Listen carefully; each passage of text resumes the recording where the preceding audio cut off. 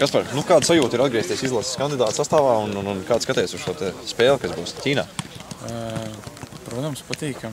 Ne katru reizi izsauc, un tā būs man 3. reize. Protams, ļoti patīkam ir, un tur noteikti nebūs viegli. Pārlidojums smags, un komanda tur arī diezgan stipri spēlē pasaules čempioni. Jā. Un kā tu domā, Starkovs dos priekšroku jauniem talantiem vai arī balstīsies uz veciem pieredzējušiem spēlētājiem? Respektīvi, vai tev būs izredzes būt laukumā? Es domāju, ka kādai daļai noteikti dos iespēju, bet ne visiem varbūt sanāks, es domāju. Par sevi es nezinu, nevar teikt. Varbūt iedos, varbūt nevar. Es zinu, ka jūs tikko savācāties tikai, ja? Bet jums droši vien bija kaut kāda kopīga tikšanās. Un kāda ir atmosfēra izlasē? Kā jūs tagad jūtaties visi kopā?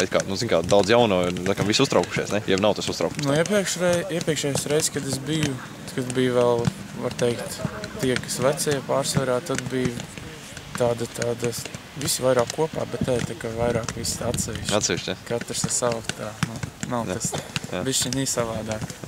Bet kā noskaņojums vispār? Tu esi ļoti veiksmīgi sezonu aizdījis. Tu biji Skonto čempioni, ja, vārtsargs, un laikam visvairāk spēles nospēlēja kā vārtsargs tajā, salīdzinot ar Māliņniekam. Tikko sezona mums ir beigusies, un šeit ir faktiski Latvijas klubu izlase, ne LMT Virslīgas klubu izlase.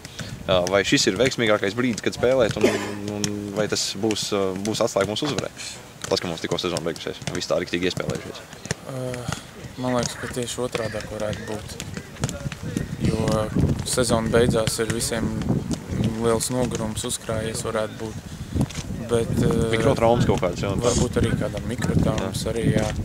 Bet tas, ka izsauc uz izlasi, man liekas, tas tikai vēl par to arī aizmirsies, jo tomēr visi gribēs sev pierādīt. Jā. Un atradīs motivāciju un jaunus spēkus. Jā.